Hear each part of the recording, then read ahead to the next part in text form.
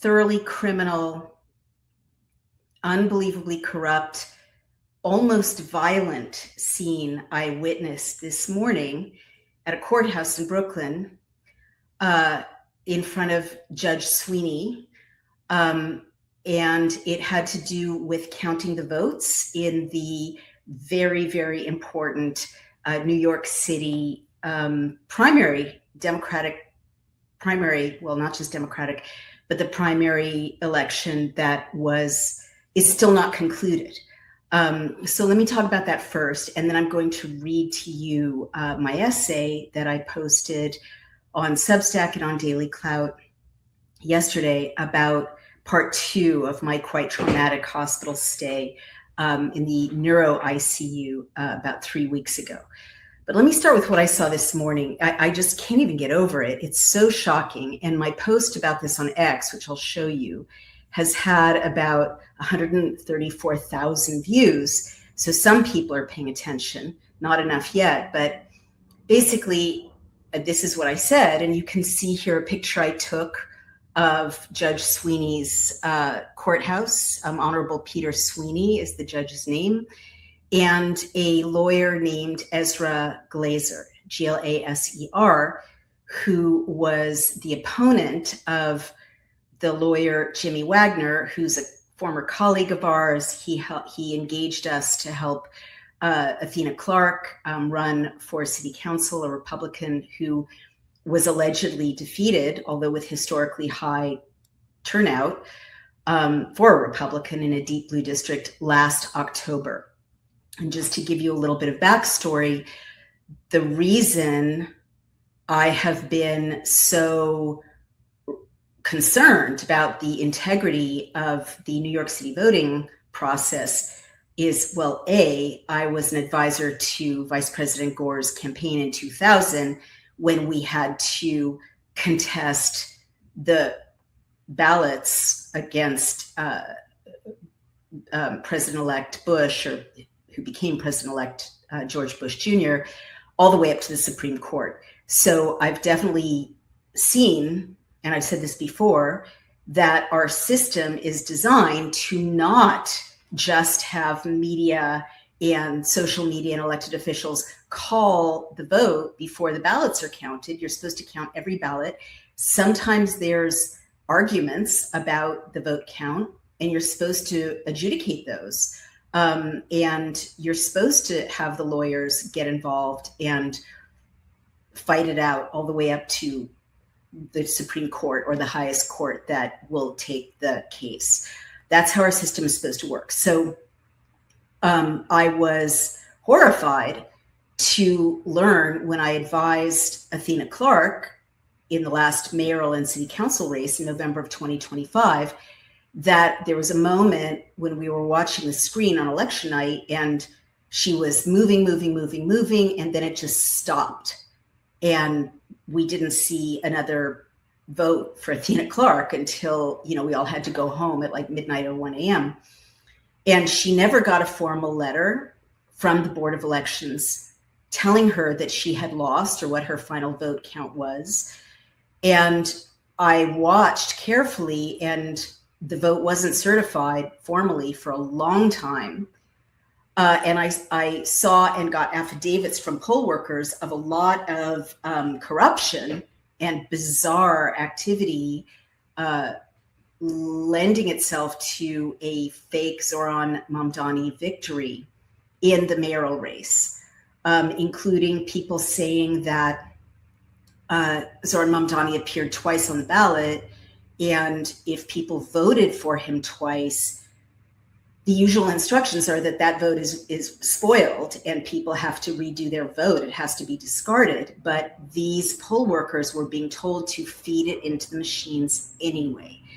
And Mamdani won by exactly the number of overvotes there would have been if the machines were scanning duplicate votes for Mamdani twice. So, that's highly suspect. Another weird thing about the mayoral race in 2025 is that poll workers were told to count Queens differently, which is Mamdani's stomping grounds and and place of origin where he lives and the borough he represented as an assembly member, those votes were supposed to be counted differently than the whole rest of New York. And also there was something about the translation into Arabic in Queens that was different from the rest of the city, as I recall.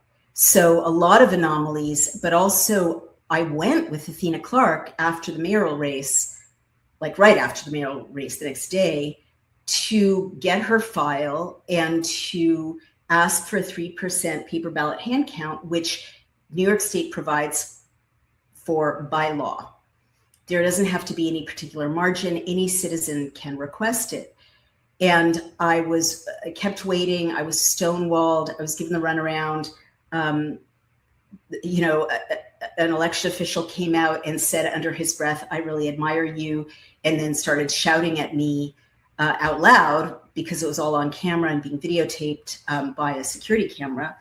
And they simply wouldn't let me have the 3% paper ballot hand count, which is really suspect. Like, if nothing's wrong, give me the hand count. But I couldn't get it. And I never got a response from the Board of Elections, whom I emailed.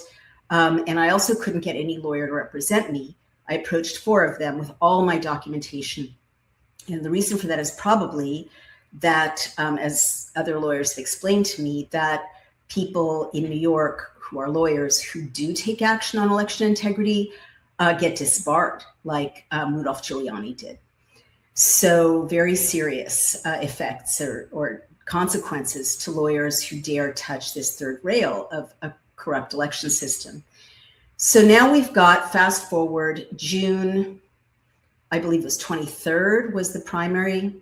And all, as you know, if you follow me on social media, it's been so frustrating.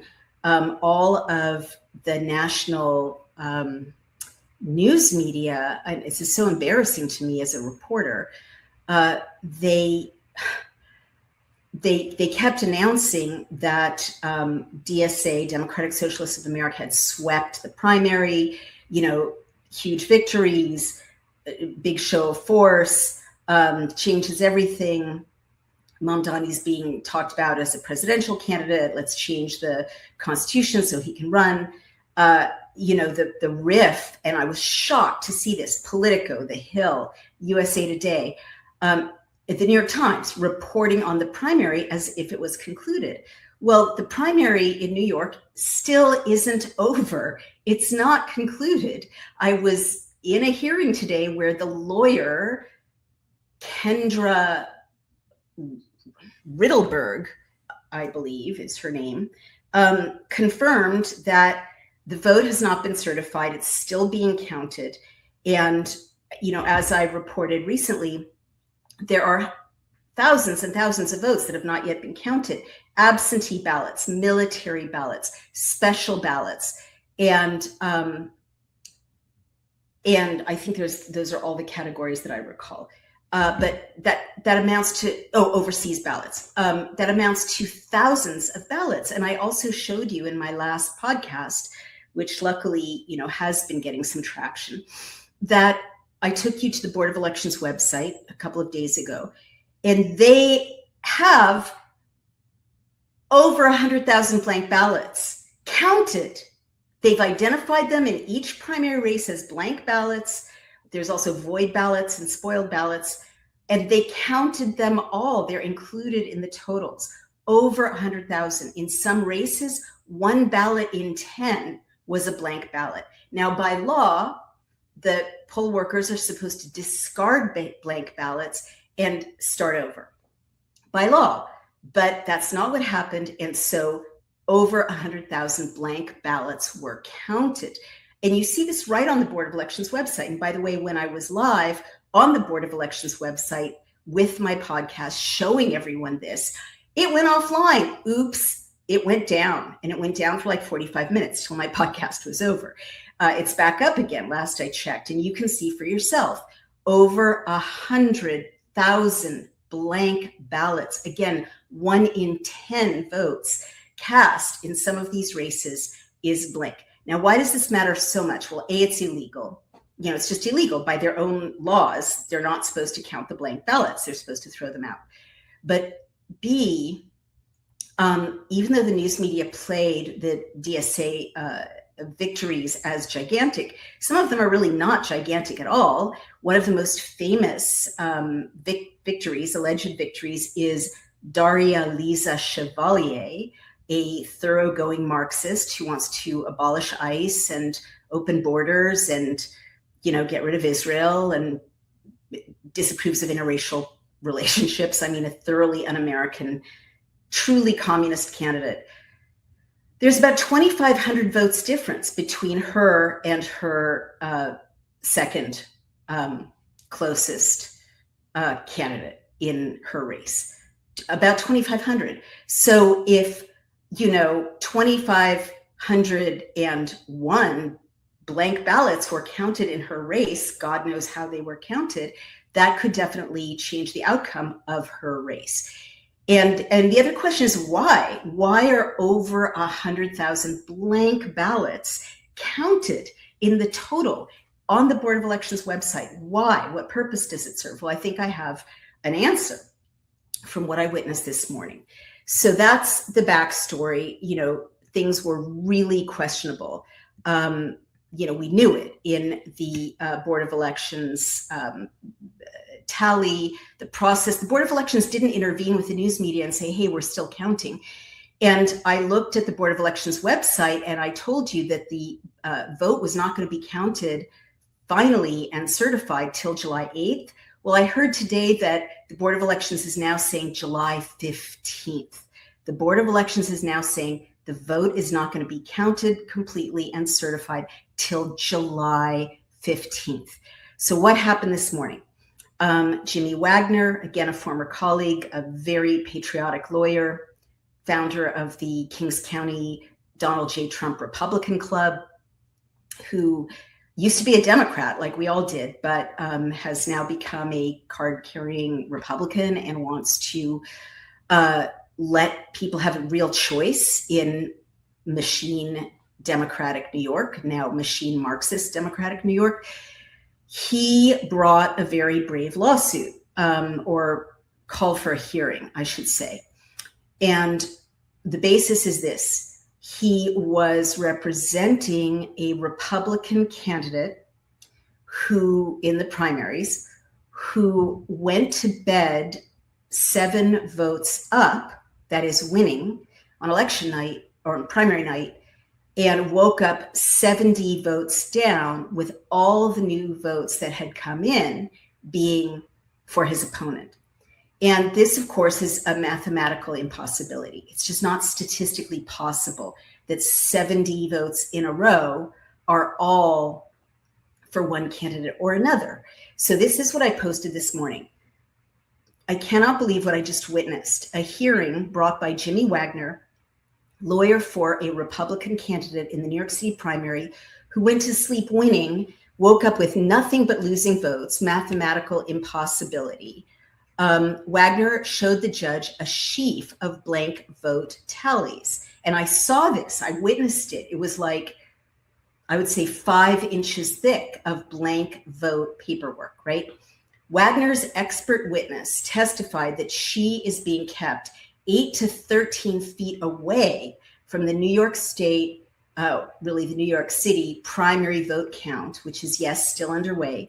She's being kept behind a chain link barrier and next to a very loud air conditioning unit, and thus can't meaningfully observe or hear anything. And just to give you context, New York State law compels access to observers of the vote count, meaningful access to observers of the vote count. The Board of Elections lawyer at this hearing tried to keep her further away, as far away as possible, which seemed really sketchy to me. And by the way, the Board of Elections lawyer is, again, Kendra Riddleberg. The expert witness, whose name is Lulu Friesdat, she's the co-founder of a nonpartisan election integrity organization, said she could see nonetheless, even though she's being kept a good 13 feet away behind a barrier, that the vote counters are not marking tallies. In other words, they're supposed to count, mark, count, mark, count, mark. They're supposed to be, making tallies of the votes. This many people voted for this candidate. This many people voted for that candidate. That's a tally. In other words, they're not actually counting votes. She also testified, and this was like the air went out of the courtroom when she said this morning. She also testified that these counters copied numbers from just one data source in the 2025 mayoral election and did not actually count the votes. I mean, it was like the oxygen left the room. Ezra Glazer, who is a lawyer for the opponent of Jimmy Wagner's client who allegedly won, quote unquote, behaved really shockingly. He bullied and belittled Ms. Friesdat in cross-examining her. He called her and Wagner all, quote, conspiracy theorists, end quote. He said things like, "Are you an expert witness?" And she said, "Yes, I'm an expert witness." He said, "Have you ever been identified as an expert witness in a hearing?" She said, "Yes, I was identified at this time and this time in these hearings." And then he would say, "Well, I'm saying, has anyone other than you ever called yourself an expert witness?" And he stood like this, like really looming over her and kind of standing in a very aggressive, intimidating way. And he insulted her. He said at one point, she said that she had founded a nonpartisan voting integrity organization. And he said, "Who did you vote for? Who did you last vote for?" And the lawyer, who was a very good lawyer, the judge, who was a very good judge, Judge Sweeney, had to stop him. I mean, we were all shaking, watching him belittle and be abusive and intimidating to this woman who was completely professional. He said things like, "Have you ever raised your voice at a hearing or, during vote count?" She's like, "No, I've never raised my voice." "Have you ever screamed or behaved improperly?" "No, I've never done that." I mean, he tried to portray her in a very childish way as unhinged. And she's a very credible person. But it was shocking. It was shocking that he demanded to know for whom she had voted. Kendra Riddleberger, who's a lawyer for the Board of Elections. By the way, she's completely opaque. You can't find her image, her photograph, her LinkedIn online. She's very hard to locate.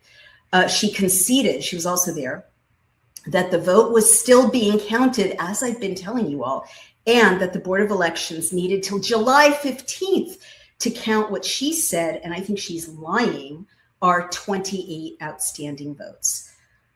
So if she's telling the truth, why do they need 2.5 more weeks or 2 weeks and a day to count 28 votes? A. B, is she telling the truth? Because again, absentee ballots, military ballots, overseas ballots, and special ballots have not yet been counted. So I don't know if she just committed perjury, if she lied to the judge, but say she's telling the truth. Why does the Board of Elections need 2 weeks to count 28 votes? Judge Sweeney ordered preservation of all records, which is a real victory. That's one of the things that Jimmy Wagner was asking for. He said that he wanted to see the signatures, which everyone has to provide when they sign in. You don't provide your ID, insanely, in New York, but you do provide your signature and they're supposed to match it. He asked the Board of Elections for the signatures. They said they don't have them. They said to him, they don't have them. They said FOIL them, meaning submit a Freedom of Information request, legal request, which is also crazy because those records belong to the people. They belong to us by right. They don't belong to the Board of Elections. Legally, they are public records. They belong to us. So Ezra, and then Judge Sweeney did something else really interesting. He, to his credit, really drilled down into the physical setting that Ms. Friesdat was describing at the vote count. And he really tried to visualize, the counters are inside a cage. Jimmy Wagner pointed out that they're all using their phones, which is so not secure, and it means that they can take photographs of the votes. And Ms. Friesdat is witnessing that they're not making tallies. They're not really counting, okay? But she can't see or check what they, the actual process, which she's allowed to do by New York state law. And the workers have been told, and they've told her this, that they were instructed not to speak to her. So she's saying things like, hey, what district is it that's being counted? And the workers are like, we can't talk to you, which is, just makes like observation of the vote count a complete mockery. So the Board of Elections is really, really making a mockery of New York state voting law and creating a completely corrupt, unverifiable vote count situation. So Judge Sweeney, to his great credit, he was really a good judge. He really drilled down into what can you see? How far away are you? She said she could see the outlines of ballots, but she could not see what was happening with the ballots. And that's what observers are supposed to be able to check and verify. So it was shocking to me that Kendra Riddleberg kept arguing against Friesdat or any observer getting any closer. I mean, how shocking that a representative of the Board of Elections is arguing against the people being able to check the vote or verify the vote in any way or scrutinize the process, which is literally how the law is set up. And nonetheless, Judge Sweeney finally ordered that observers could sit 4 feet away so that they could meaningfully watch the vote count. And that's a very reasonable decision. I mean, 4 feet away gives me plenty of room to do my work as a vote counter for the Board of Elections, but it also meaningfully lets observers look at what I'm doing and see if anything is wrong. So that's really important. She's going to be inside the cage, and other observers will too. It's not like just Democratic observers or just Republican observers are allowed to observe. The observers are nonpartisan, bipartisan, or individuals, members of the public. It's supposed to be a public thing. It is a public process. So basically, Jimmy, I would say, won his points that he wanted in the hearings. Judge Sweeney also ordered the Board of Elections to preserve all records, which gives Jimmy Wagner the opportunity to look at them later on. And that includes the machines, by the way, as well as, whatever the signatures are. And I can't stress enough, Jimmy Wagner held up for the judge this 5-inch thick sheaf of paperwork that are supposed to be vote tallies that were blank. 5-inch thick sheaf of blank vote tallies. Nothing checked. Okay, so you can take those blank vote tallies and fill them out any way you want in the next 2 weeks when no one is watching except, poor Ms. Friesdat and other people who care passionately about voting integrity.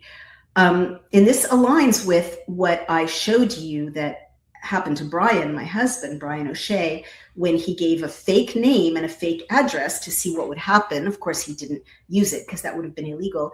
And he was given a referral slip by the poll workers, which would have allowed him to vote at the next polling station.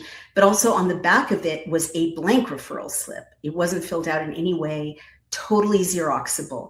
And by the way, it dated back to 2013. So they could have been Xeroxing these forms, for 13 years in every election. It's just shocking, but it does all align.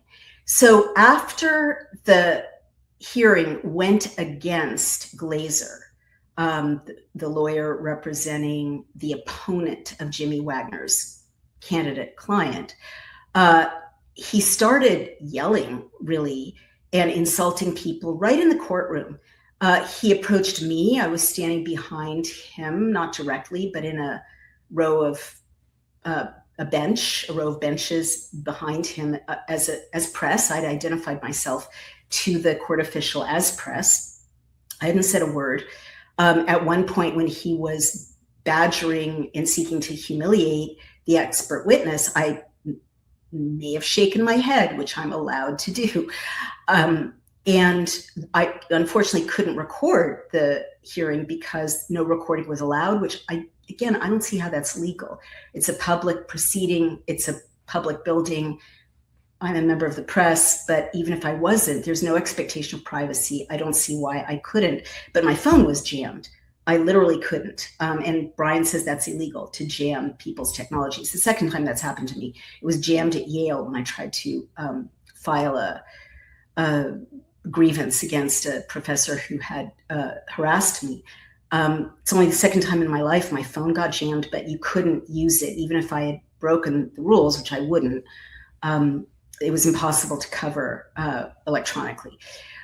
But this guy Glazer turned to me. He must have been about 3 feet away from me, big guy, and using his, girth and, massiveness in quite an intimidating way, and kind of approached into my space and said, "Head shaker, I don't know you. I don't know who you are. Who are you?" Of course, I didn't say anything, but it was a little scary. And then he walked out into the hallway. Walked out into the aisle of the courtroom. The judge was still sitting there, and started getting into it with Jimmy Wagner and berating him. And Jimmy Wagner said something very reasonable, like, "Let's talk about this outside." At this point, he started shouting, and they were both rushed out of the courtroom by the court officials into the hallway of the courthouse. And out there in the hallway, this guy Glazer kept aggressing and menacing and threatening. To me, it sounded like threatening, and being abusive to Jimmy Wagner, and saying, yelling, "You want to take it outside? You say to take it outside." Jimmy Wagner hadn't said that. I got this confirmed from him directly. He had said, "Talk about it outside," which is a reasonable thing to say. And Glazer was just shouting at him, and in a courtroom, right?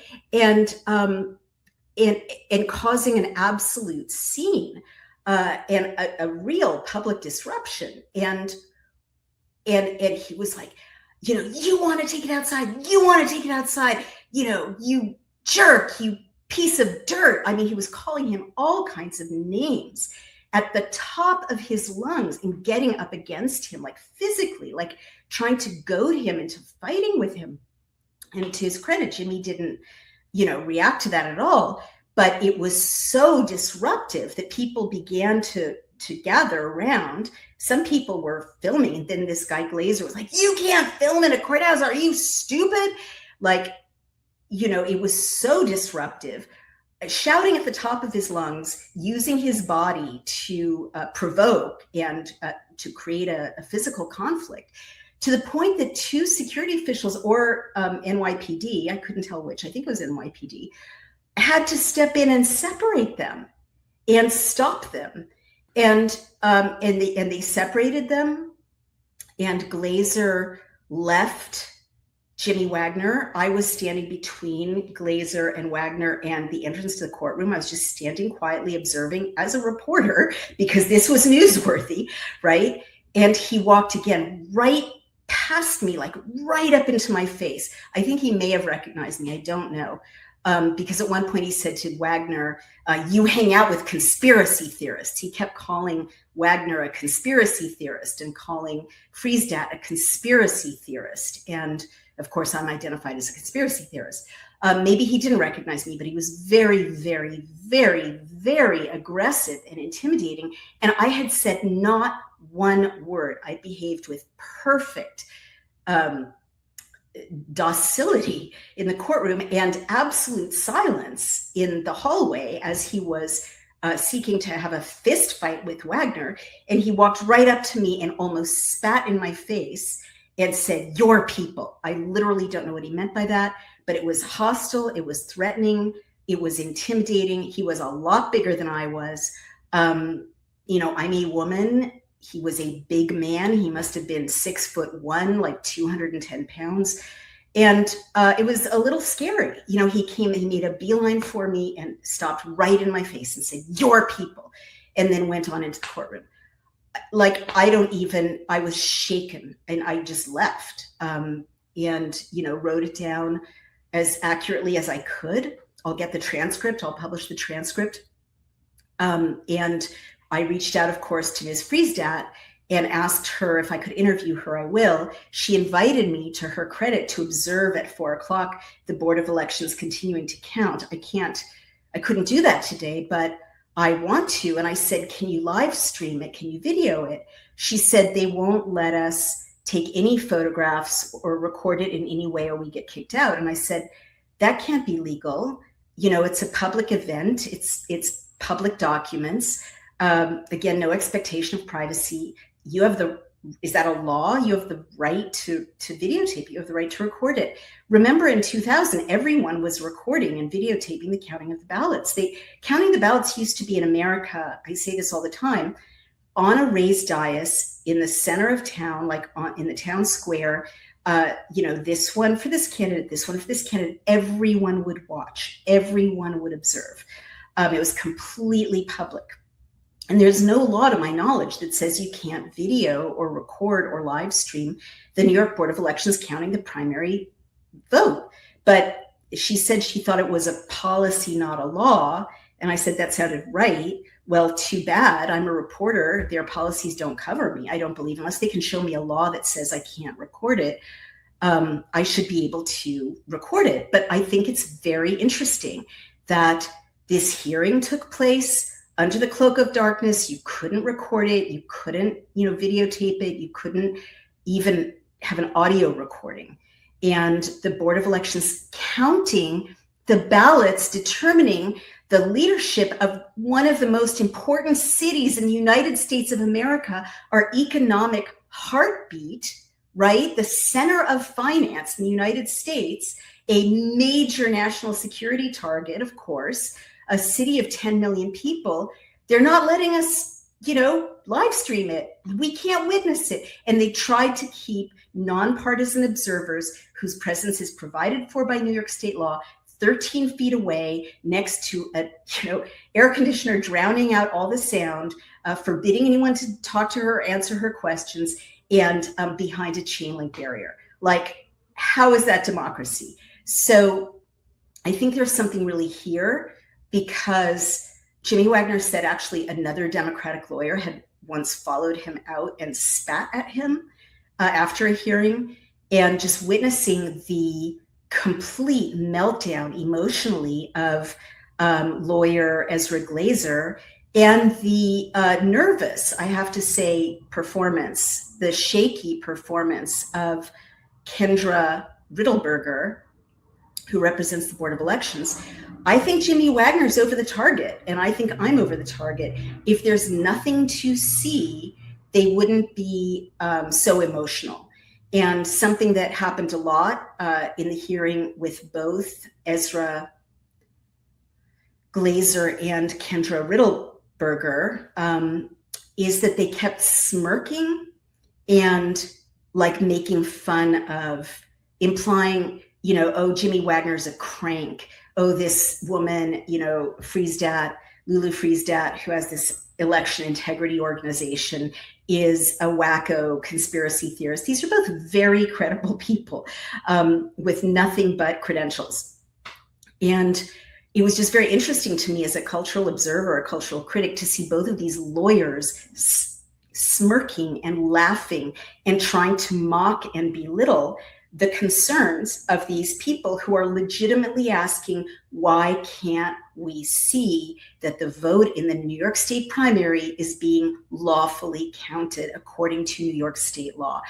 And people don't reduce themselves to kind of mockery of a subject unless they don't have anything substantial to use. And I'll also say, and I said this, but it's worth repeating, why is the representative of the New York Board of Elections, why is the counsel for the New York Board of Elections trying to keep observers from being able to see what's going on? That was literally her mandate. she was literally arguing with the judge. 13 feet, 10 feet is, it doesn't have to be 4 feet. 4 feet is too close. It could be 8 feet, like literally trying to negotiate, keeping the people's representatives watching that the vote is counted accurately as far away from the actual activity as possible. It was shocking, and it was absolutely shocking to see Glazer verbally attack me. I did nothing. I was literally listening as a reporter, sitting there quietly, standing there quietly, observing as a reporter, completely appropriate, silent. Why was he attacking me? Why did he menace me? Why did he come right up in my face? He doesn't know me. What was that?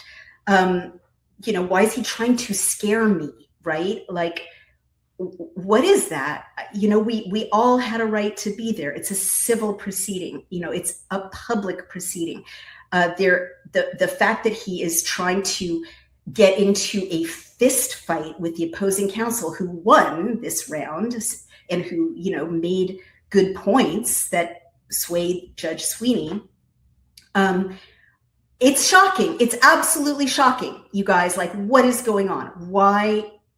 Why don't the lawyers for the victors and the lawyer for the Board of Elections want the vote to be witnessed and counted? Why is one of them so freaked out that he tried to beat up the opposing counsel and had to be, nearly dragged out by NYPD? Two police officers or two security guards had to step in and intervene in the hallway of the courtroom. I have tried to get the nation's attention on this. Today confirms what I've been telling you for like a week now, that the vote isn't counted. The Board of Elections lawyer, Kendra Riddleberger, said the vote is still being counted. The primary election is not over. It's not certified. She claims there are 28 ballots left. There are probably thousands. There's certainly over 100,000 blank ballots. Why are they counted, right? But I told you, it's not over. The lawyer for the Board of Elections said it's not over. So USA Today, New York Times, New York Post, Wall Street Journal, Washington Post, right? CBS, right? Channel 5. Why are you reporting this primary as if it's over? It's not over. The lawyer said it's not over. And why aren't you asking, why does it take 3 weeks for the Board of Elections to count allegedly 28 outstanding ballots? Why? And why aren't you down in the cage trying to see what's going on with the vote count? Like Lulu Frisdat, a citizen who was so upset by voter corruption that she started her own nonpartisan nonprofit. Why? Where are you?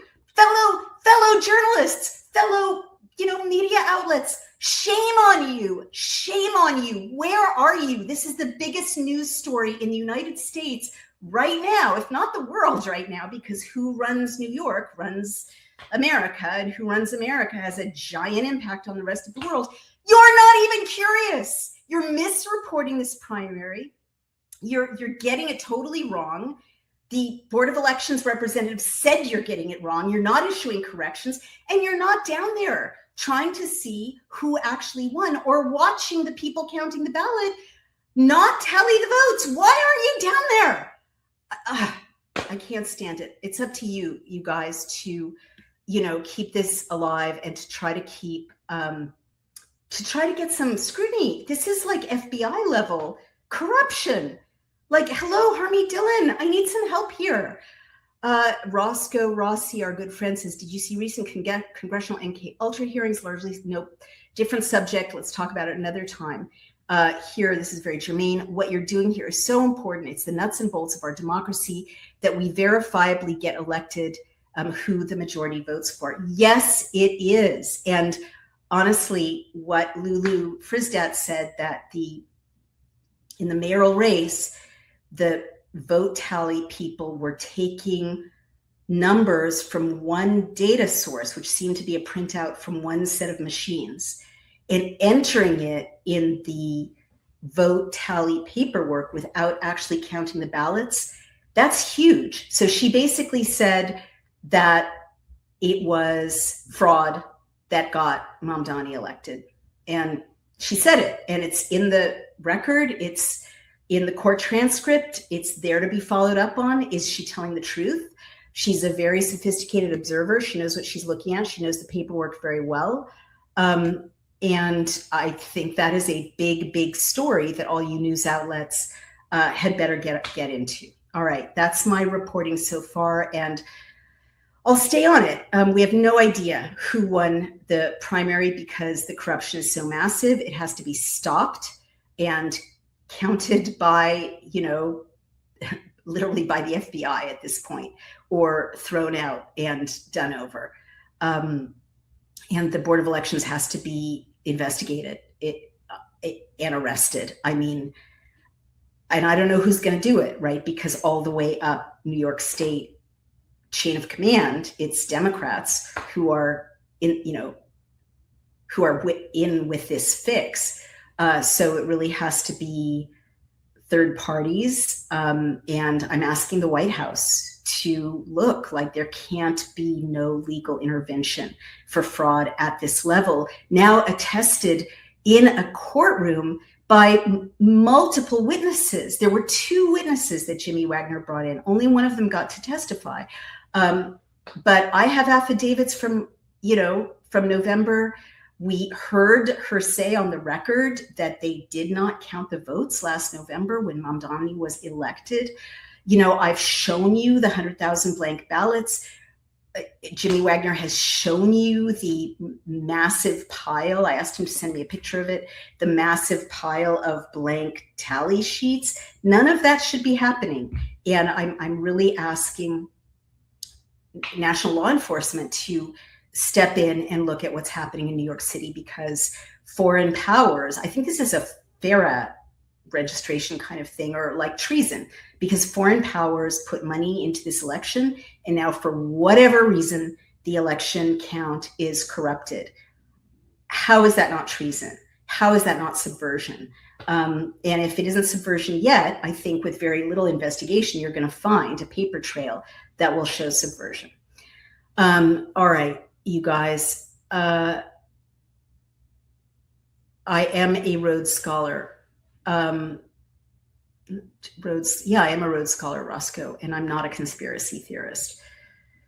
All right, so let's move on to my next subject. And before I do, I really want to thank our sponsors, the Wellness Company.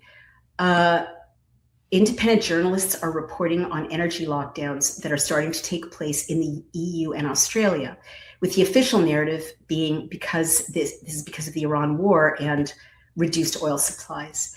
Also, the FBI is investigating reports of potential sleeper cells in the US, even alleged plots targeting major cities and public events. Many Americans are raising serious concerns. Could this situation escalate and begin to disrupt everyday life, especially access to basic medications?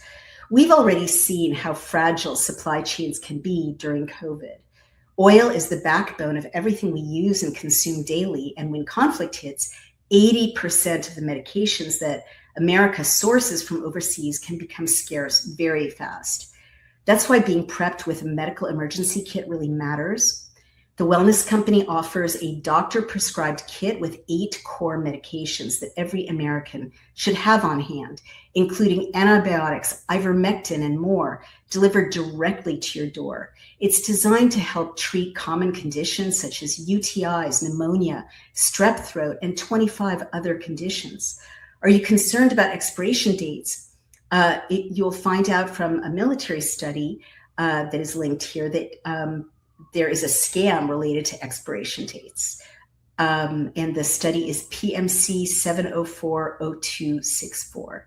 You can't buy this medical kit at a pharmacy. You purchase your kit fully digitally. You just fill out a medical questionnaire and a licensed doctor will review it and fill the prescriptions for you. And Brian and I did this, and we're really happy that we did. We've used it a bunch with tick bites or, infections, things that happen over a long holiday weekend, no doctors around. It saved us a lot of money, honestly. While headlines can be confusing during times of international conflict, the most likely emergencies are often the everyday situations that Americans can take for granted if they're properly prepared with a kit like this. So head over to dailyclouthealth.com and use the code dailyclout to save up to $30 off your order and get free shipping. Also, Augusta Gold. I've been thinking about this issue as we've been having these conversations. It's not just what's happening in our institutions or in the economy. It's also about what people do with their awareness of all the corruption in our system. I hear from a lot of people who can see what's going on in the economy, who understand the risks, the instability, the loss of trust. Yet when it comes to their own savings, their own retirement, they say they're still very much tied in with those same systems. And it's not usually because they don't understand the systems. It's more that they have a kind of hesitation, that space between their knowing something and their deciding to act on it. And I relate to that. And I think that's something people sometimes look back on later with regret. I'm noticing more and more frequently that people are starting to shift their thinking a little away from trying to predict every outcome and more toward asking very simply, how exposed are we? For some people, that leads them to explore ways of holding a portion of their savings outside of the traditional financial system, including in things like physical gold. I've been speaking with Augusta Precious Metals about this, and I appreciate that they really approach this question from an educational perspective. They take the time to walk people through how investing in gold works, what to consider, and whether it even makes sense for that individual situation. And they do this without any pressure. If you want to look into it more carefully, and I recommend it, you can go to dailycloutgold.com or text clout to 35052. and ask for Augusta's free information kit. It's a way to understand your options more clearly so that when you do make a decision, it's coming from a place of understanding rather than hesitation. And thank you so much to our sponsors, without whom none of this would be possible, as well as you guys out there. If you are subscribers or donors, it all makes a huge difference. And here now we're going to shift gears a little to my latest essay. Wow, this was really something. All right, Medical Purgatory Part 2. And you remember Part 1, and the subtitle is, was I tortured, or did they save my life and reason, or was it somehow both? And of course, in Part 1, if you've forgotten, I went into a famous orthopedic hospital, the best in the country, for hip replacement because of my spina bifida occulta, which was finally affecting my hip. And it all went very well until I was badgered about the Pfizer papers by my roommate as I was recovering in the hospital. And I had a massive kind of circulatory response to the stress. And then I lost the power of speech. So this picks up where we left off there. I left you last with my having been rushed from my home in the famous and historic, stop sharing the screen, famous and historic orthopedic hospital on the east side of Manhattan by a team of men and women in pale blue scrubs who had been visibly alarmed when I could not identify the word bird or even put together the parts of a coherent sentence. I was wheeled with startling speed through the hallways and into an elevator, and from the elevator in the bowels of the building through what seemed like back of the house, white-painted utilitarian hallways studded with rapidly swinging doors. These hallways had mysterious dark rooms branching off of them that seemed to me like the rear hallways and storage areas of hotels or restaurants where the public does not go. We turned abruptly into one small dark room. A new set of people in scrubs asked me what day it was, what year, and where we were. I felt like this, as if my soul and my consciousness, which I experienced as being the same thing but separate from my physical brain at that moment, were lost in a thick, dense, primeval swamp. And though I understood the questions posed to me by the new people in scrubs perfectly well, The answers were located somewhere I could not reach, though my spirit and consciousness, united with my will, slogged painfully slowly through what felt like waist-deep mud or silt toward where I knew the answers might be. What year is it? Their voices were urgent, firm, like air traffic controllers trying to avoid a mid-air collision. 2019, I replied. The new faces around me looked as startled and upset as the previous group of faces had done. I saw this reaction, and I also heard myself. I bowed my head in shame and shook my head. I could not find the actual year. It was gone, or it was in another part of the swamp altogether that I could not reach or even imagine. I couldn't do it. We're giving you an MRI, I believe they said. Then I was wheeled faster than I have ever been wheeled before in any hospital into an MRI room and rolled carefully onto the belt that drew me into the machine. I was there for what felt like 45 minutes, trying to remain still as banging and buzzing took place around my helpless mind and body. I tried to pray, but did not have the words to pray. When I realized that I could not locate the name of God or any of the verbs for what I wished to ask of him, I guess that the closest description of what I did then was to surrender. Then, this is blurry, I was out of there and Brian was next to me. He told me much later that he had come into my room in the hospital after I had been wheeled off to find my bed empty and staff members cleaning the room. "Where is my wife?" he had asked. He said that when they had replied, "Talk to the front desk," none of the staffers had made eye contact. So he had prepared himself to hear that I had passed away. The people in scrubs near the MRI unit kindly but quickly explained to us that they did not have the facilities for what I needed and that they were taking me in an ambulance to the hospital next door, which had a neurological ICU. Then two burly, capable men, with the affect of senior cops or firefighters appeared. They took over the gurney on which I lay and sped me through the hospital again, in and out of elevators, with Brian racing alongside of us. In the elevator, the men said to the passengers, "Sorry, this is an emergency." They did something to override the elevator buttons that would have otherwise slowed us down. I saw the people crowded around me, patients on crutches or with walkers, older and surely sicker than I was, looking down at me kindly as they assented to this intervention. Why are these men saying it's an emergency, I wondered? Surely they are not talking about me. But I was disabused when we exited the elevator. They drew my gurney out somehow onto an external bay and rolled me up onto a ramp. I was then in an ambulance. Brian was not allowed in, and he said he would meet us. The ambulance took me about 100 feet across an open passageway to the next door hospital. There I was rolled out and sped through a building once more. This time it was into hallways that seemed completely different from those of the legendary orthopedic hospital. Just looking for water and the air conditioning unit. There we go. They seemed completely different from those of the legendary orthopedic hospital. Those spaces had been quiet, peaceful, well-lit, lofty, airy, orderly. These hallways were buzzing with relentless fluorescent lights, busy, almost chaotic, with acid yellow paint on walls adorned with floral pictures from the early 1990s. Why acid yellow? I randomly thought as I winced. We were met by a group of nurses and doctors in scrubs who seemed confused about what was happening. "I called about this," said one of the gurney handlers irritably. There had, it seemed, been a shift change and the information had not transferred.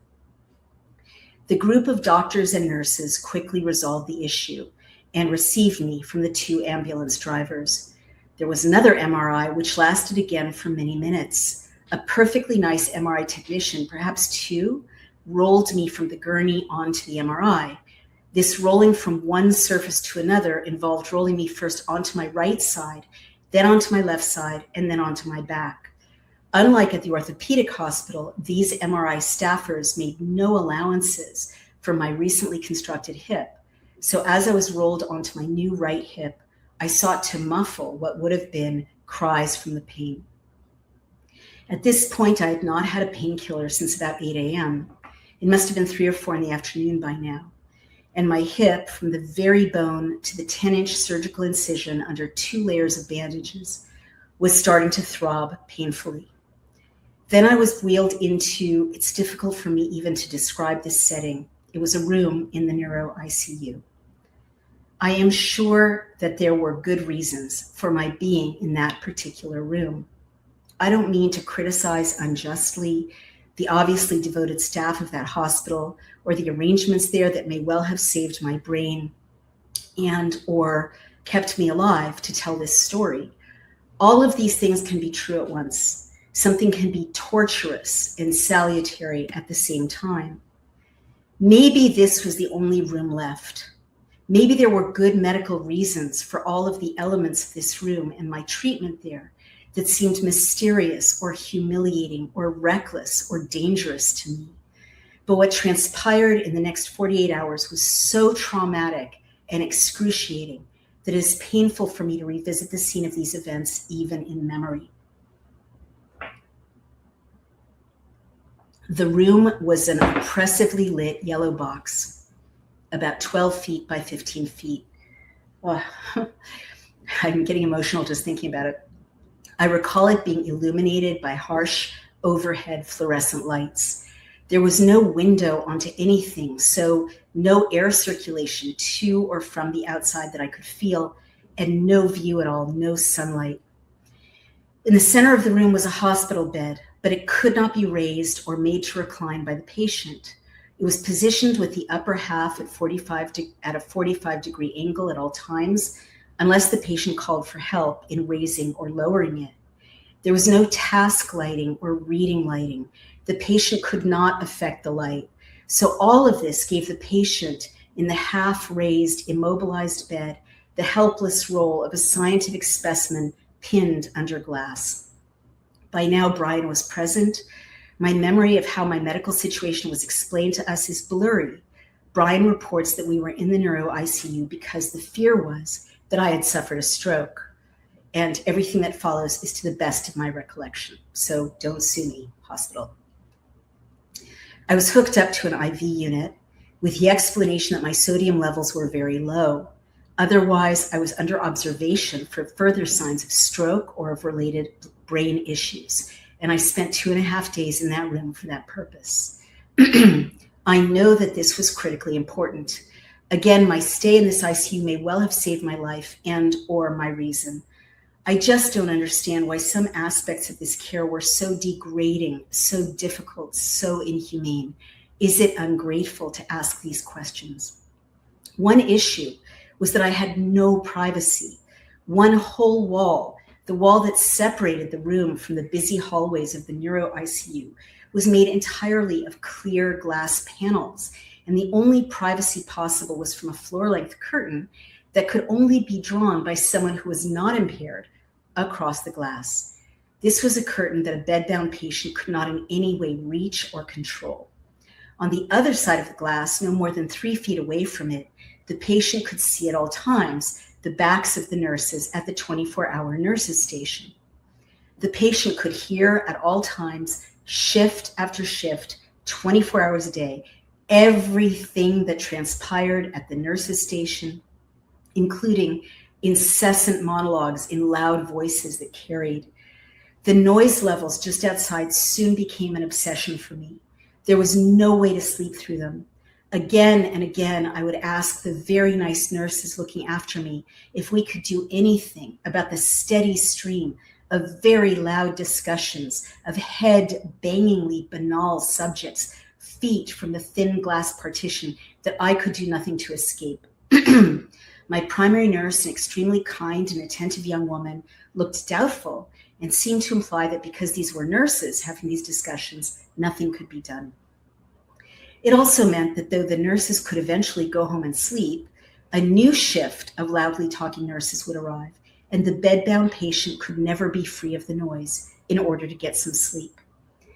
That positioning and the useless curtain, also meant that anyone approaching the nurse's station could see into the room, could see the helpless bedbound patient if the curtain was not entirely closed.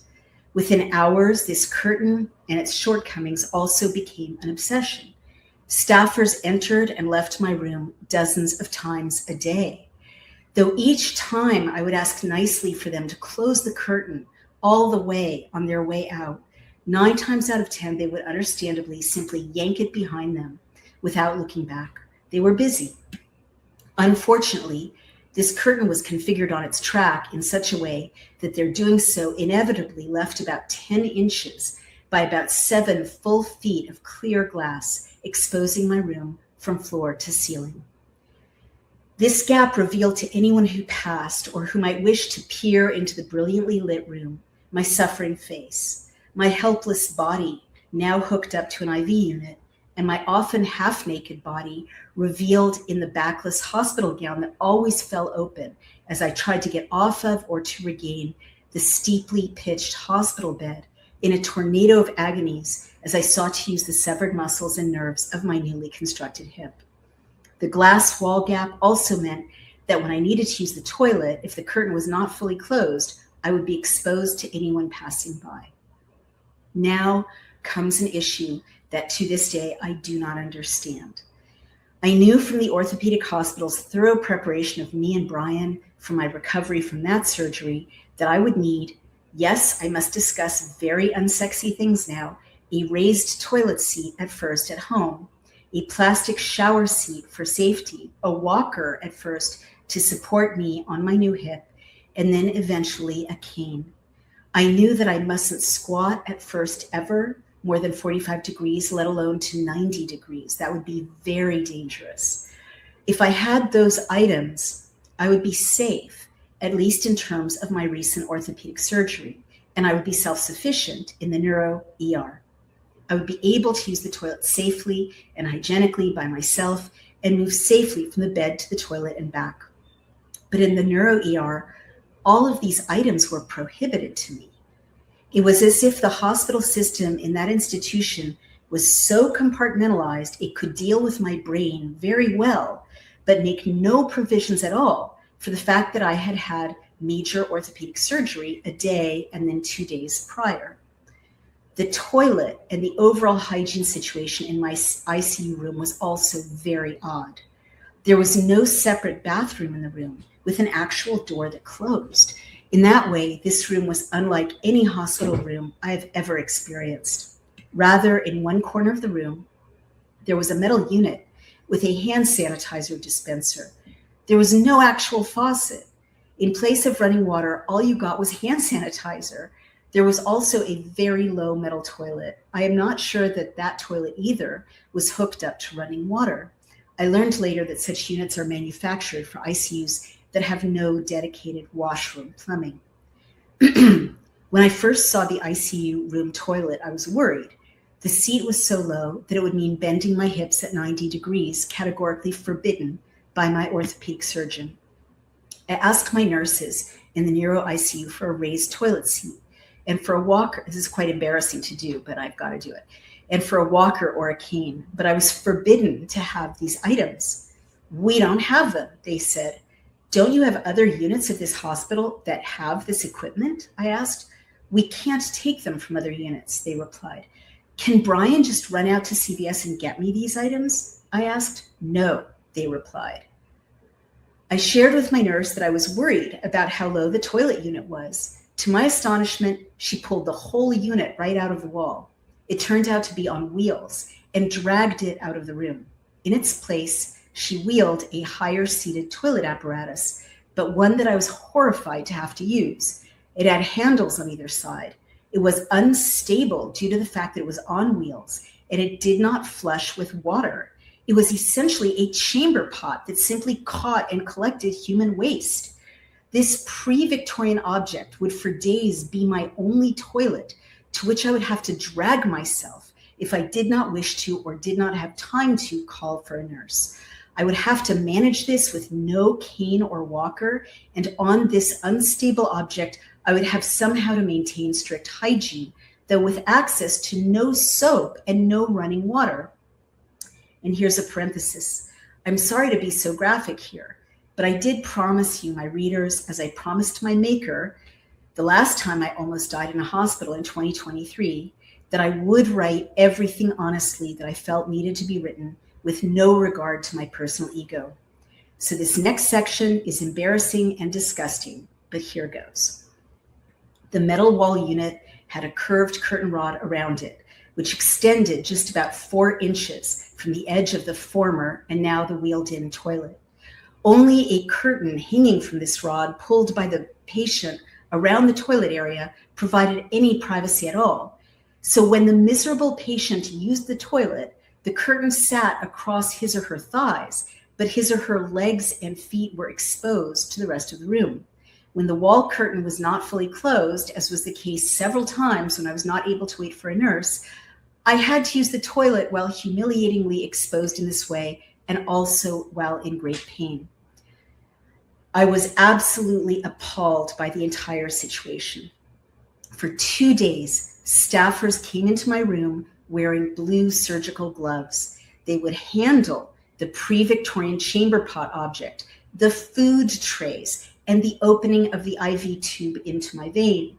They would, to be fair, peel off and discard the surgical gloves after handling dirty objects.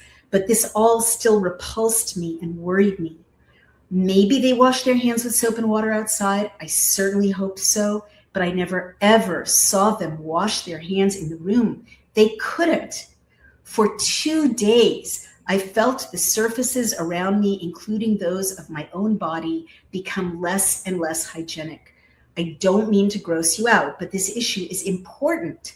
I saw that a cleaner came to mop the floors, but I never saw a cleaner wipe down the other surfaces. Certainly, I was not given a bath of any kind or the means to wash myself in any way with soap and water. I could not even wash my hands with soap and water after using the toilet. This situation, as noted, filled me with horror, but it also led to my losing faith in the science-iness of the hospital's policies. Did they not know about kindergarten-level hygiene? Haven't we lived through years in which everyone understood the importance of regular hand washing with soap and water? Soon enough, I felt a near desperation to wash my hands and my entire body with actual soap and water. But this was forbidden to me. Every time I asked, please, if I could wash my hands, indeed begged for soap and water, I was pointed to the hand sanitizer. Every time I pleaded to wash myself with soap and water, my nice nurse would tear open a plastic package of some kind and hold out to me a chemical saturated microfiber fabric. The idea of cleaning myself with such an unhygienic object filled me with primeval disgust.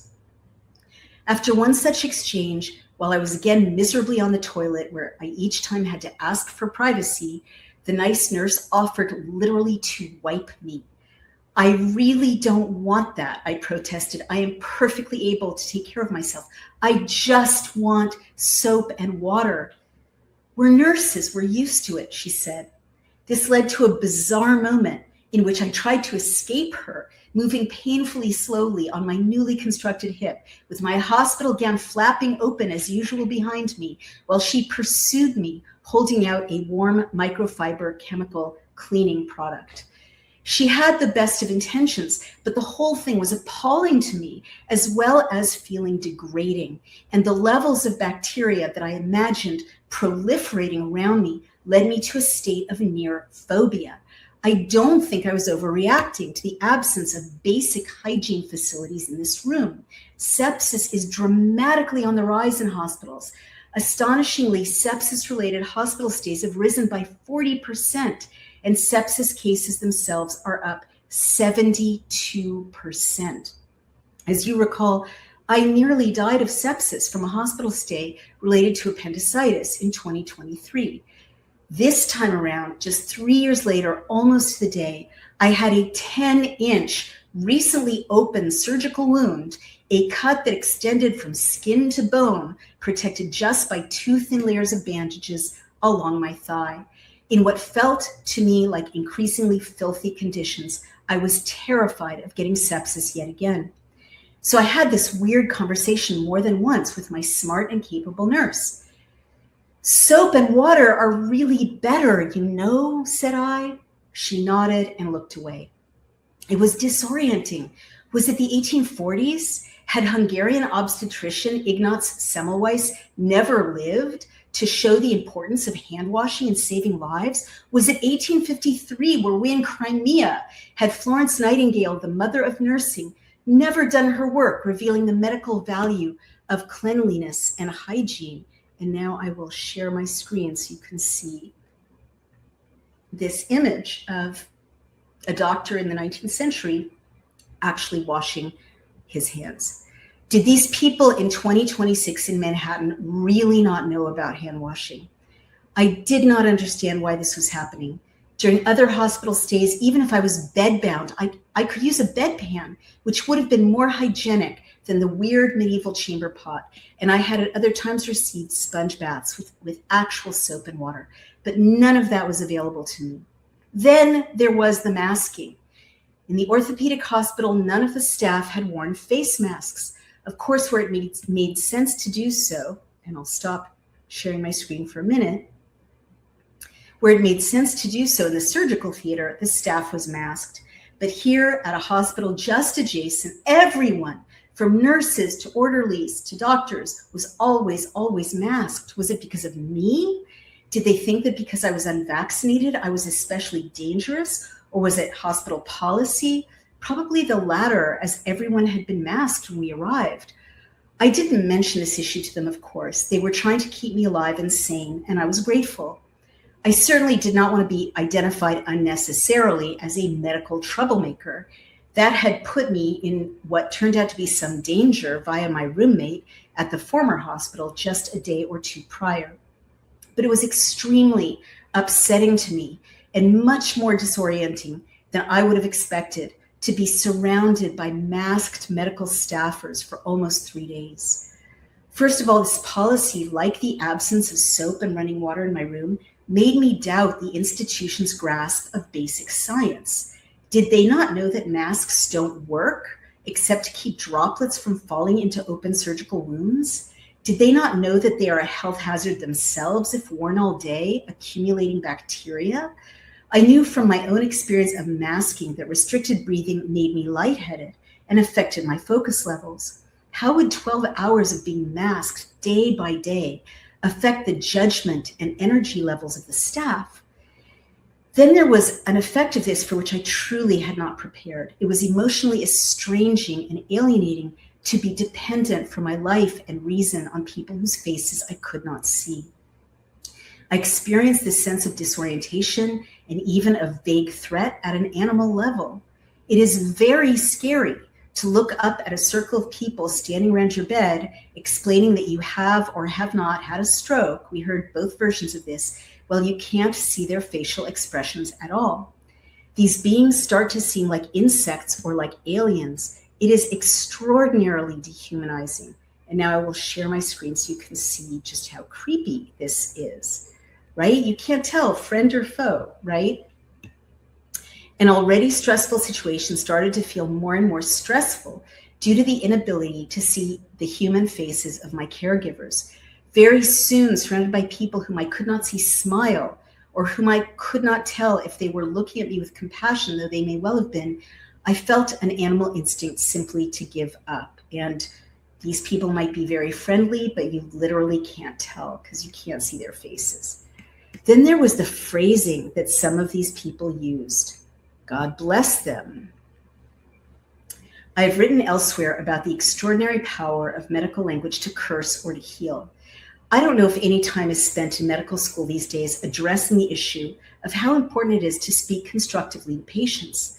When doctors say to women diagnosed with stage 4 cancer, most women's husbands leave them if they get sicker, a comment I've heard reported from such women more than once, that sentence functions like a curse. Several times, a masked male doctor would enter my room in the neuro ICU and say, quote, "We are keeping you hooked up to an IV and we are monitoring your sodium levels because you could slip into a coma and die," end quote. The first time I heard this, I thought, Is there something I can do to help them avoid this outcome? No, all I can do is lie here. So why is he saying this to me? End quote. I truly do not know how such a sentence helped. I'm sure it was the truth. Maybe it was important to say this to Brian outside of my earshot. Maybe the purpose of such a sentence was get your affairs in order and say goodbye to your family. I have no idea. At the time, though, the repetition of this statement just made me feel more helpless, more passive, and more like giving up. I can think of several more constructive ways to let me know that we were seeking to avoid a serious situation by monitoring my sodium levels. Why speak to patients that way? Lastly, there was the pain. As noted, I could not have painkillers, which I certainly understood, but the nurses would change my sheets by rolling me back and forth the way the second MRI technician did, first by putting me on one side and then on the other. This tactic put my whole weight, of course, on my recently constructed hip and my recently closed, deep and long surgical wound. The pain of this movement was so acute that I screamed, and I was reduced to weeping shamelessly like a child. We are nurses, I was told again, as if I had forgotten. We know what we are doing. Moving without a walker was agonizing and probably bad for me. Getting up and down on the toilet that was still the wrong height was agonizing. Being forbidden even a cane, lurching from surface to surface with no stability unless I leaned on a nurse was agonizing and probably dangerous. Just don't fall, warned my orthopedist before all of this in regards to my eventual recovery period.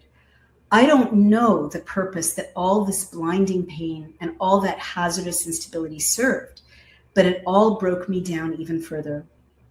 The last thing that was off or needlessly unhelpful was that I couldn't get the neuro ICU hospital to communicate in any way with my orthopedic surgeon, who was right next door. Please just call him and coordinate care, I begged, because I was worried about ruining the hip surgery without any consultation of theirs with him. We can't do that, they explained. This may frustrate you, but we can't do that.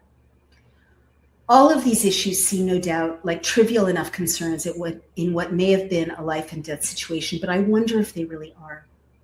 I have studied learned helplessness in confinement and in incarceration situations, and I've witnessed forced confinement situations in which inmates had the very basics of personal choice and the basics of controlling light and darkness, silence and sleep, nakedness and clothedness taken from them.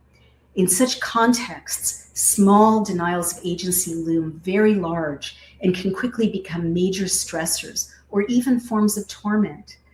According to studies by many human rights organizations and by those who study penal institutions, these little violations and denials of agency measurably affect inmates' psychological and physical well-being.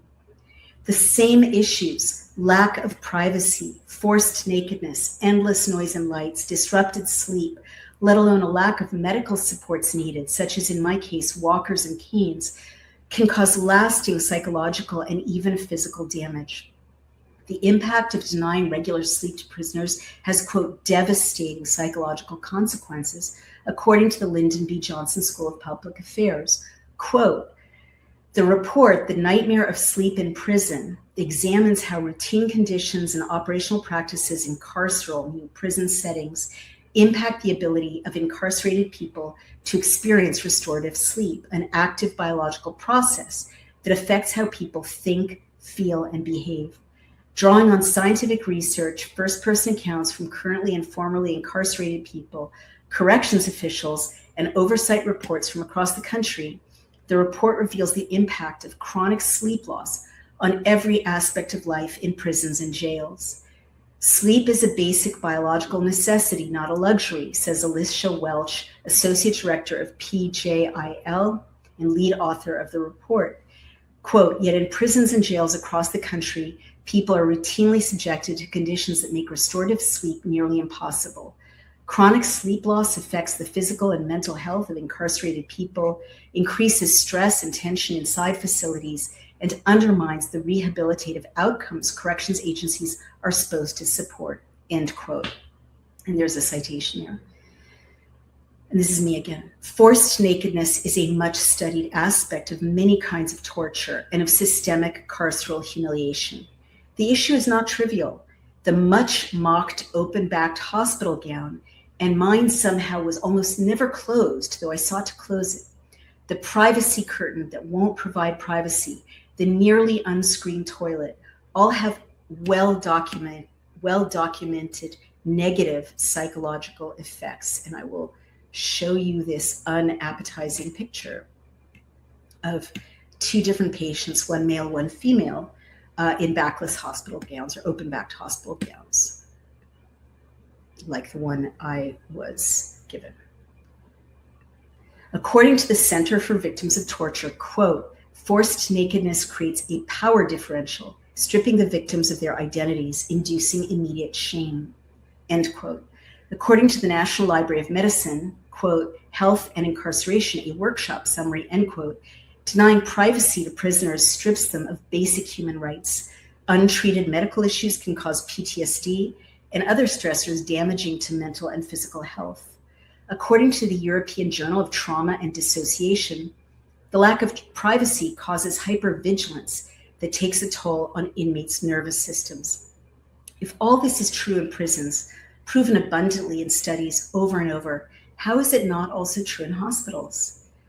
Before we were released, my distinguished surgeon from the orthopedic hospital across the way and his young colleague simply walked across the passageway between the two hospitals and appeared in my room. They wore scrubs, but they did not wear masks. They were smiling, and their faces were caring and compassionate. I have never been so happy to see anyone. Just seeing their faces felt healing to me, and this boosted my morale. That was scary, they said, honestly and sympathetically. Thank God you are okay, they said, or words to that effect. Your sodium levels are low, eat some potato chips, said my surgeon. They seemed like superheroes from another planet, sane, humane, compassionate, appearing on a spacecraft of productive and well-intentioned but detached, masked androids. I did not feel that the staff of the Neuro ICU hospital was not positively motivated. Again, I want to note, they may well have saved my life and certainly my reason. Maybe all my suffering was necessary. All the degradation, the lack of privacy, the noise, the indescribable pain, the absence of a cane or walker, the weird masking, and maybe even for some reason I can't understand, the lack of soap and water, the risk of filth, infection, and grime was necessary. I felt that the staff at the Purgatory Hospital wished to heal patients as much as did their counterparts at the good, thoughtful, human-centered orthopedic hospital next door. But I felt that the neuro ICU staff was trapped in a complex and unforgiving system in which they had limited decision-making and very little autonomy, and that they had extremely stupid rules to follow handed down from on high. I felt that all this negatively affected the staff's own moods and well-being and their ability to connect with patients and to be affected emotionally by their patients in turn. I felt that this institutional disconnect, along with dumb policies and rigid rules not of the staff's own making, negatively, if imperceptibly, degraded the effect of the staff on the patient's healing. The hostile environment also negatively affected the possibility of healing. Everything was being done according to correct protocols, but the second hospital, the neuro ICU, was sadly not a place of existential health or healing, not for patients, and not, I would wager, for the staff either. So that was my stay. That was my drama. Good hospital, painful hospital, side by side. I'm thankful to both in spite of my horror and the trauma I experienced in the neuro ICU, as both together sent me home intact. Finally, the dark-haired doctor who had told me a couple of times that I might die came in to tell me that I had not apparently had a stroke and that I could go home. My husband and another relative walked alongside me in a wheelchair pushed by an orderly out onto the sidewalk. The sun was shining. My loved ones eased me carefully into an Uber van and we drove down to Brooklyn. Then I managed, leaning on Brian, to get up to our apartment. There was the couch where I would rest and recover.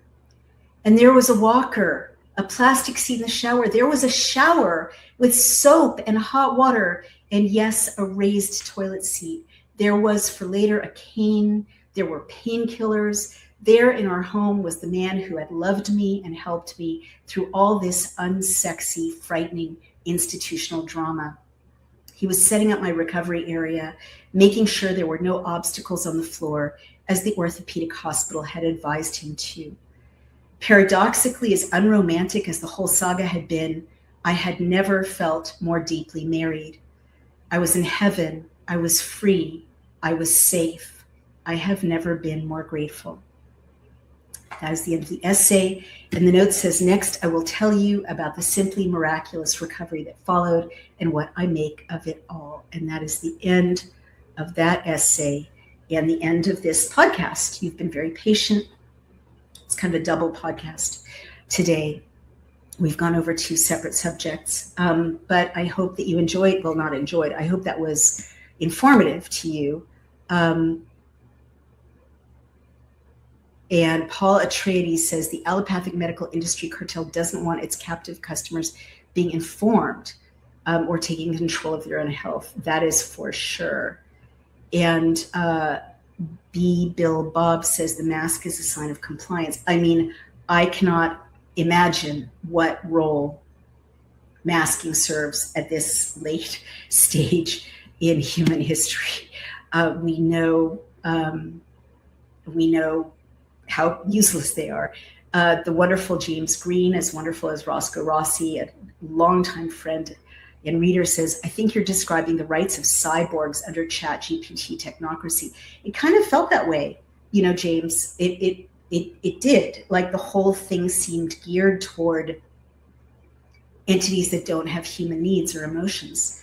And I've written before, I wrote not in my essay, Not Dead Yet, about the last time I almost died in a hospital in 2023, about my worry that AI is basically running hospital protocols now. The danger of that is that it's very easy for AI to just put a do not resuscitate or remdesivir or, you know, no pain medications code, or no soap and water, right? Code next to a dissident or some young healthy person with great organs, right? Like the two medical murders of young healthy people with Down syndrome, including Grace Shara's dad, Grace Shara, and her dad's description of her medical murder. These two parents that I've interviewed, tragic stories. I mean, AI can kind of kill people off or injure them or put them into a coma with no one's hands bloody, no one even aware or conscious, just by shifting the protocols. It's very, very frightening. So there are many really interesting comments under this essay on Substack and also on Daily Clout probably by now. And a number of nurses have weighed in very informatively. A number of them have said that there's no reason I shouldn't have been given the equipment I needed, the walker or the cane or the raised toilet seat, not to be gross, but, you know, let's be real.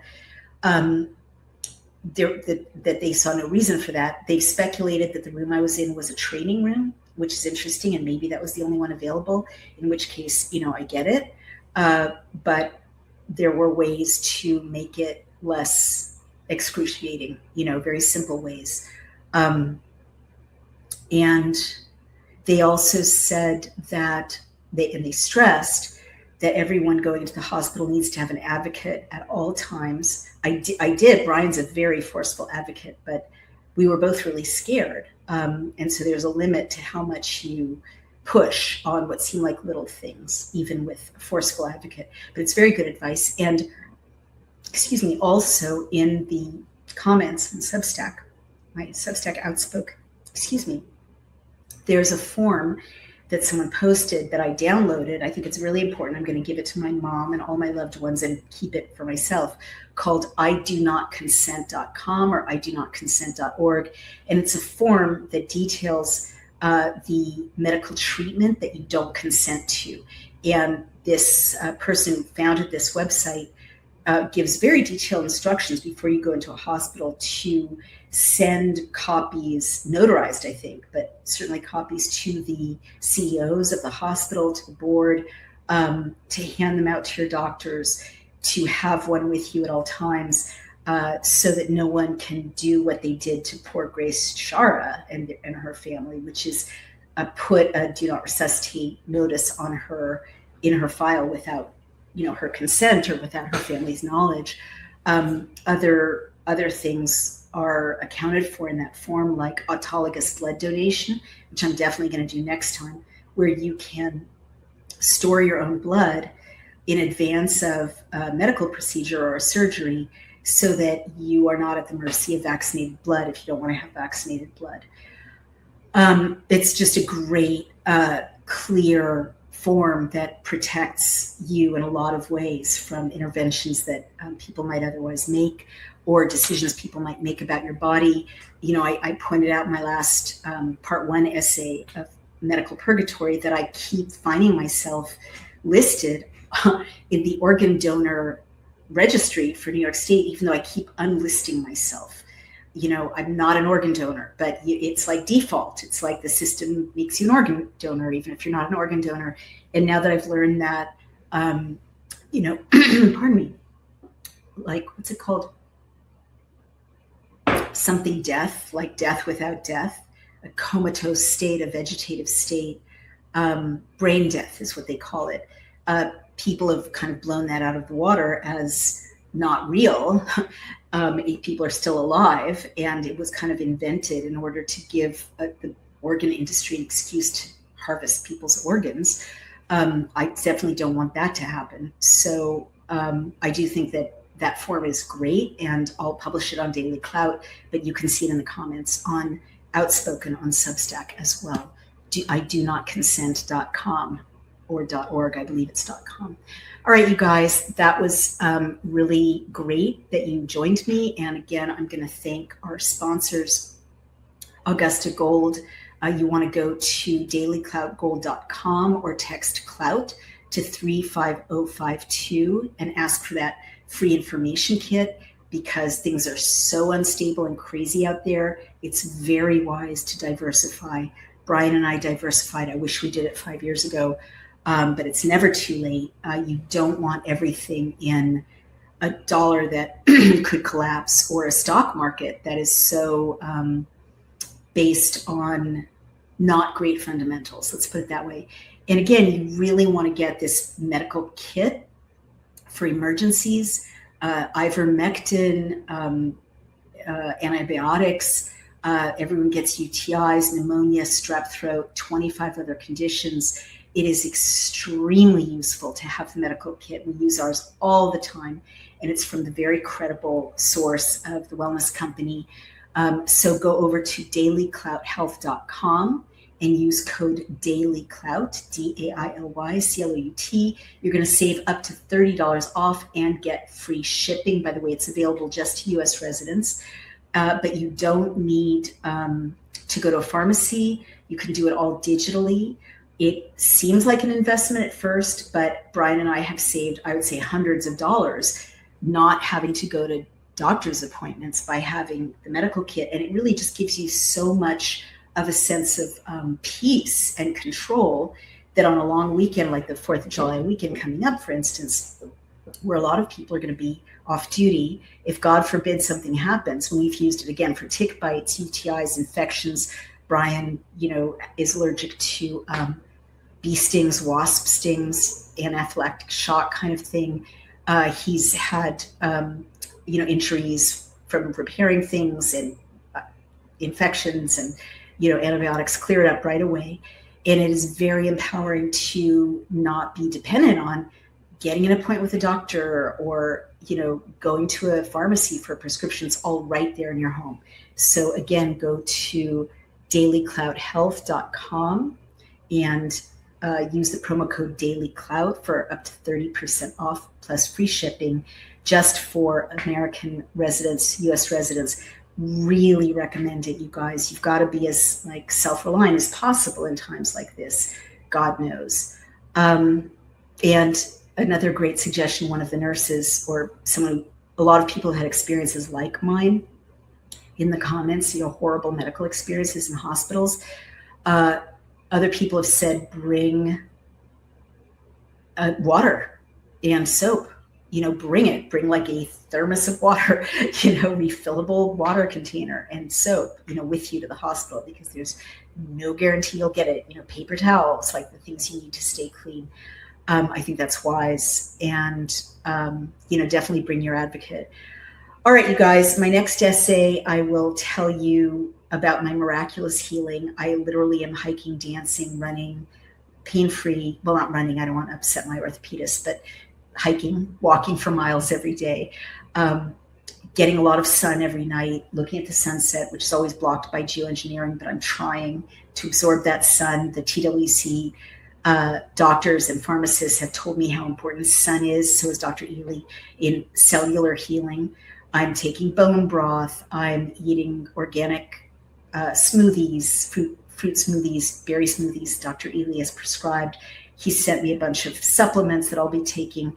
And I just feel it's a miracle. It's an absolute miracle that I've healed so quickly. I don't even understand it, but I will tell that story in my next essay. But thank God, right? It's just a total miracle. I love you guys a lot. Thank you for joining me. And please help me blow the whistle on this corrupt New York election. It's too heavy a lift for me alone, you guys. And please, if you care about the election integrity stuff we're doing, which is so important, I can't do it without financial support. I can't. I have people to pay. They have families. Our team, our digital team, our production team, people help me do this. And I literally can't do it without your support. So please go over to Daily Clout, subscribe, or make a one-time donation or a recurring donation, or go over to Substack to Outspoken, and subscribe or make a one-time donation. It's how we keep our doors open. Mossad doesn't pay me. The CIA doesn't pay me. No, I'm affiliated with no one. It is just me, and we're doing important work. So please help us out. All right. I love you guys. Take care. See you soon.